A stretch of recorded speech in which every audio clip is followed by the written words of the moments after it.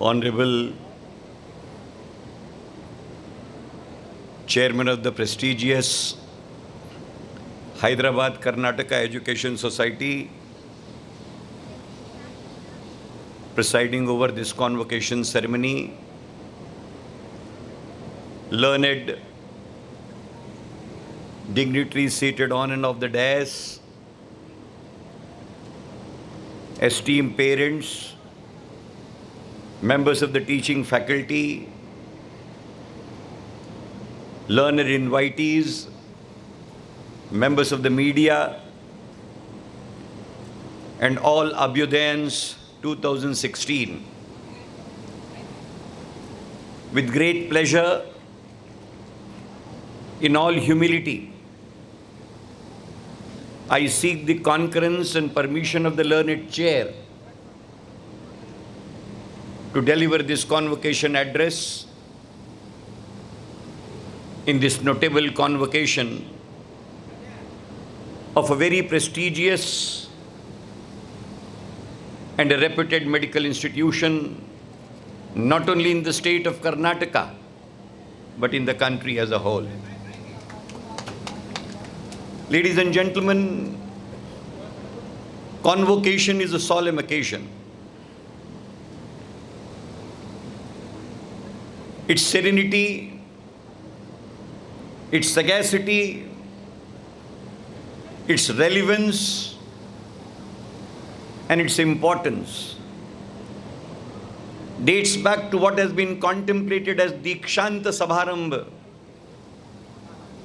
in the Vedic literature, where in Taittiriyopanishad it was not contemplated as end of Siksha. The contemplation put across therein, had it been limited to Siksha, ladies and gentlemen, it would have been Sikshanta Samaroh. It's not so.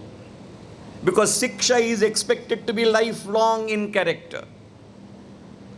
A learner is expected to be a lifelong learner. But there has to be a Diksha. And therefore, this is the Dikshanta Samarambha. When the Diksha ends, it is to be commemorated in a public celebration. And that's exactly this convocation ceremony, for rightly and richly contemplated in the Taittiriyopanishad, that those who will be taking the onus of Diksha, they will be Dikshits. But these are Abhyudayan Dikshits. And that's the significance which I am wanting to contemplate. I am grateful to this learned institution for really bringing out the moorings, not only of the convocation of the British era, but the Dikshanta Samaram, as has been depicted in the Vedic literature, especially in the Taittiriyopanishad, wherein the four important parables at the Dikshanta Samarambha which were put across, I would like to recite to all the Abhyudayans. Dear graduates, Dikshanta Samaram basically contemplates four important parables to be incorporated on your heart, inscribed in your mind, put across into your commitment for the purposes of dispensation all your life. And what is that? It is the first parable which is put across as, this Dikshanta virtually makes you think, believe and trust that there are certain living gods in your life. And those living gods which merit being worshipped are Matra Devo Bhav. It's your mother, the biological mother, who is expected to be almost like a living god. And therefore the first parable which was put across in the Vedic literature in Taittiriyopanishad as a part of the Dikshanta ceremony was Matra Devo Bhav. Matra Devo Bhav, followed by Pitra Devo Bhav, followed by Acharya Devo Bhav, and most important, Rashtra Devo Bhav. These are the four important parables, dear children, which I am wanting to put across. Therefore, your Abhyudaya, and it is not only Abhyudaya, it is Avirbhav. Can there be an Abhyudaya without an Avirbhavam? And what is expected to be the Avirbhavam of Abhyudayans? Matra Devo Bhav, Pitra Devo Bhav, Acharya Devo Bhav, Rashtra Devo Bhav. Therefore, these are the four important parables which are required to be picked up by all these Abhyudayans 2016 in the form of new manifestation of a new lease of life, which is Avirbhavam for the rest of their lives. And therefore, I am here to salute your efforts. I am here to recognize and absolutely be humble to your hard work.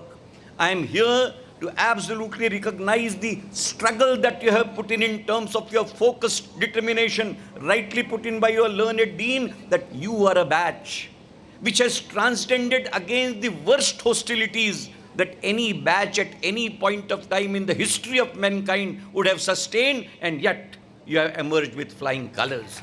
Therefore, my salutations to all the Abhyudayans for making a historical achievement against the worst odds in the name of pandemic of corona and emerging successful this way. Ladies and gentlemen, what exactly this success is meant for has to be taken note of. 1947, after the constitution of the Constituent Assembly, ladies and gentlemen, there were certain posers which were picked up by the Constituent Assembly while drafting the constitution of this country. You need to be taking a reminder to that particular contour specifically. The three important questions which were picked up by the Constituent Assembly for itself for finalizing as to what purpose the education in free India would be. The first poser was, education to whom? Second question was, education to what purpose? And third question was, education to what meaning? These are the three important perspectives which we have to keep in mind. And the answer which was resolved and which was unanimously adopted by the Constituent Assembly was education for all. Education has to be for everybody. In free India, if there is any weapon by virtue of which the young focused minds can be transformed into precious human resource, the only weapon, the only armamentarium and the only modality is education. But it is not that the importance lies only in education being for all. It was categorically put across that education shall be entitlement of everybody independent of any differentiation and demarcation, be it of caste, color, creed, religion, faith, belief, gender, occupation, vocation, trade, commerce, calling, including modality of worship and geographic location. This was specifically brought out primarily on the ground that if at all modern India is to be created, if at all India has to have its Abhyudaya, if at all India has to manifest itself into a new Avirbhav, education is the only answer. It is that ethos, ladies and gentlemen, that education has its own hallmark. But more important than that was the second answer which was generated by the Constituent Assembly, education for what? And education to what purpose? And the importance lied in the fact that they said, education to the younger generations of this country, not for the purposes of living and only earning livelihood. Education cannot be for the purposes of living. Education cannot be just for the purposes of earning livelihood. And therefore, what for education? And there lies the social responsibility of the education. When it was said, education not for the purposes of earning livelihood or earning a life for yourself, but for the purposes of attaining 5 important parables, Chairman Sir. It was meant for attaining honor, esteem, dignity, prestige, and self-respect. For whom? For weakest of the weak, for poorest of the poor, and remotest of the remote. This was the spread of education.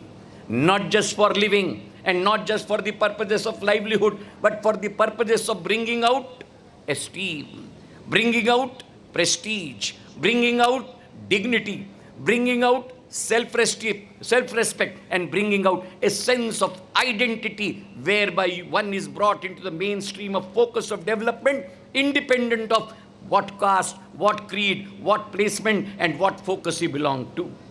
That is the essence of education, ladies and gentlemen, which has been incorporated in the Constitution of this country. Education to what meaning? Education for the purposes of dispensation of social responsibility and social accountability.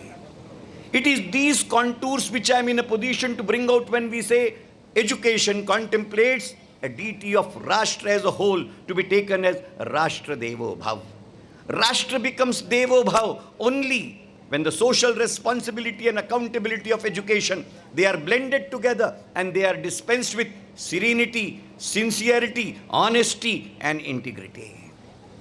Dear Abhyudayans, you are lucky that you are the hallmarks of the highest professional education in this country, the medical education. You will be declared as medical professionals today. A hallmark in your life, standing on that milestone where your graduate degree stands conferred on you, you will be entitled for your internship, provisional registration with the State Medical Council, satisfactory completion of the internship, and you will be registered as the registered medical practitioners in this country. Ladies and gentlemen, the importance and significance of medical education in the present context and the position in which India is, you need to take note of. And I am wanting you to realize that onus. Today, when I am speaking to you, with 601 medical colleges presently in the country, with nearly 82,000 at the undergraduate admitting capacity, India turns out to be one of the largest producers of trained health manpower in the world. This is the privilege that Mother India is bestowed upon. We are the largest producers of trained health manpower in the world. If WHO prediction is to be taken note of, by the year 2035, the futuristic propositions will be that every third graduate which will be produced in the world, it will be from an Indian medical college, and that is the propensity of the growth and development of Indian medical education. Therefore, where exactly you stand, dear children? This Abhyudaya, therefore, is not just limited to a small segment. This Abhyudaya, Abhyudayans 2016, in the context of the present scenario and the position in which India is placed, it is not just a convocation where I am declaring you as IMG, designated as Indian medical graduate. The world has shrunk. The numbers that you have at your disposal, the propensities that you have in front of you, today you are not just going to be an Indian medical graduate. I does not stand in isolation for India. Let me tell you all, dear graduates, now I stands for international medical graduate. The graduates today that I am declaring, although by name, by the color, by the citizenship, they are Indian medical graduates, but by the propensity in terms of the global position that you and me are placed in, you will turn out to be international medical graduates. But then, ladies and gentlemen, that puts a huge responsibility on your shoulders. That puts huge amount of onus on your shoulders, and you have to be determined to carry them up.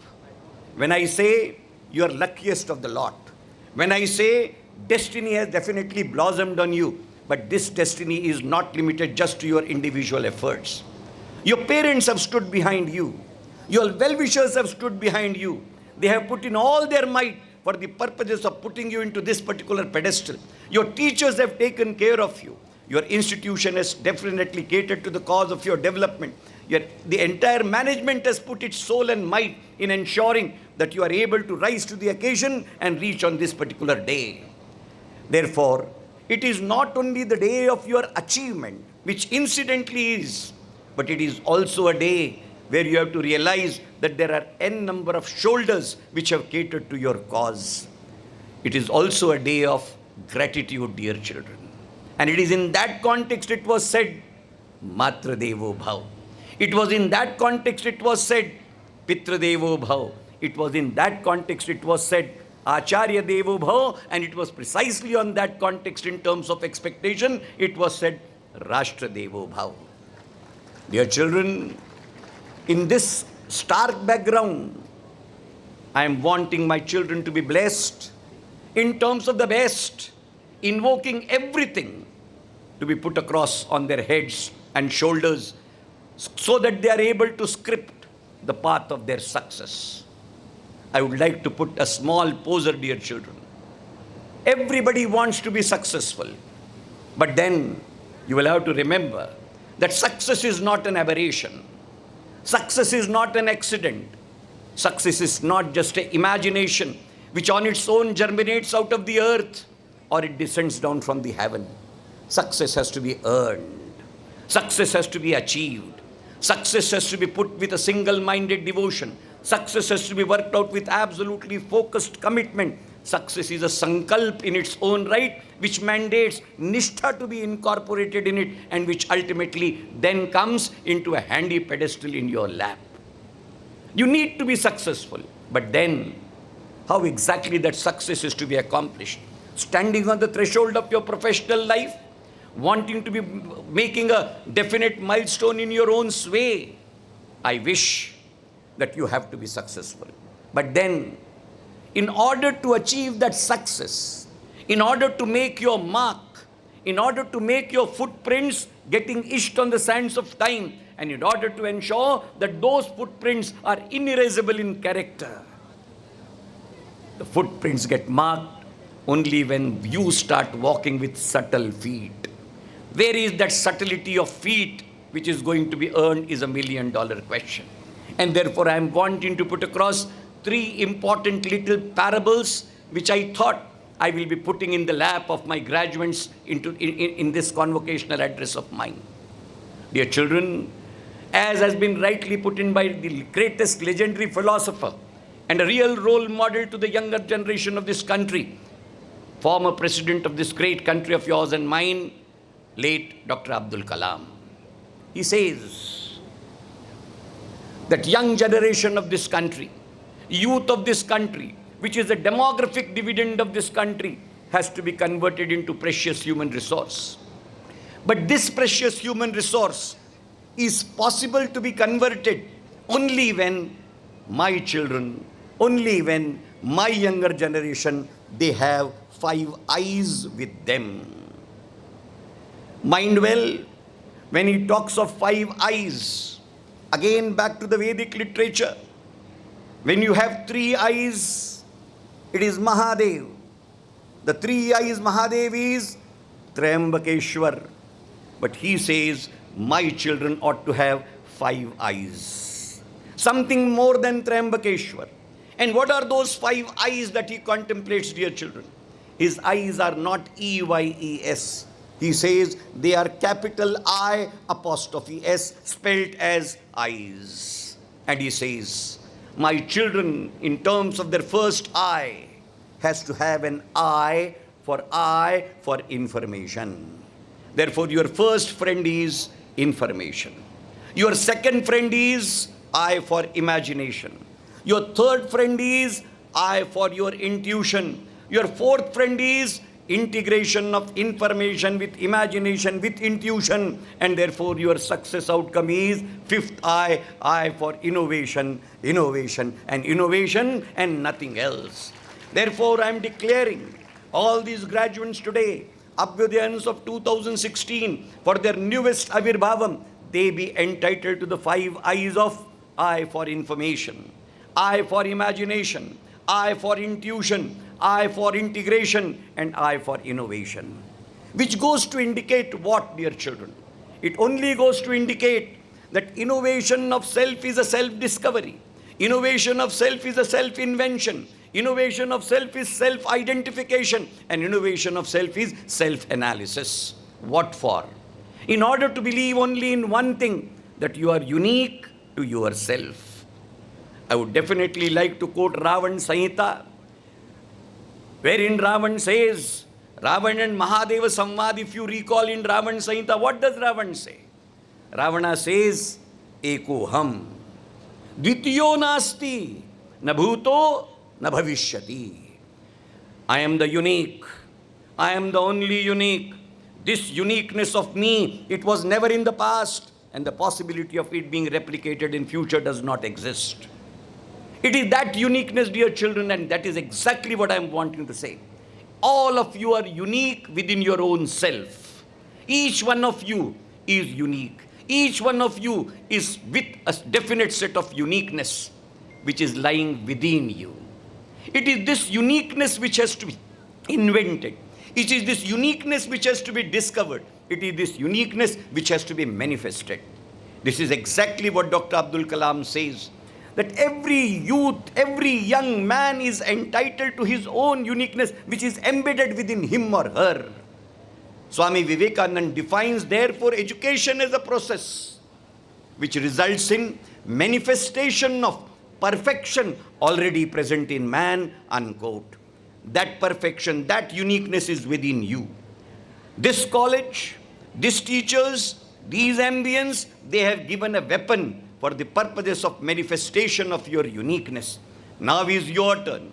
Now is your opportunity to realize that uniqueness, identify that uniqueness, put in effort to ensure that that particular uniqueness embedded in you in the form of precise perfection, it gets manifested. And that's the purpose of medical education, dear children. Therefore, this uniqueness will manifest through another important parable, and that parable is how confident you are and whom do you believe in. We all say that one has to be having faith. We have faith in n number of things. We trust, we believe, we put vishwas. Only guarding connotation which I am wanting to put across is, when you put your faith in somebody else, the possibility of trespass of that faith exists. There can be a vishwas ghat of a vishwas put in by me in others. But there is only one vishwas which cannot be put to any vishwas ghat, which cannot be put to any betrayal, and that vishwas is Atma Vishwas. When I believe in myself, take it for granted, this is the Vishwas, this is the faith which is not open to any trespass. This is not open to any mistrust. This is not open to any marginalization. This is not open to any sort of resurrection of any type. It is absolute. And therefore, my contention which I am wanting to put across to you in terms of the second parable is, you will be entitled to manifest your uniqueness only when you will be having total Atma Vishwas in yourself. The second important guna which Taittiriya Upanishad wants to be incorporated in all the Dikshits out of Dikshanta Samaram. The third important context which I am wanting to put across for your consumption, dear children, is Oscar Wilde made a very beautiful sentence. And he says, life is a sentence, punctuated. Life is a sentence. It has to be punctuated. But then he puts a poser. If life is a sentence and it has to be punctuated, there are various marks of punctuation which are available. What exactly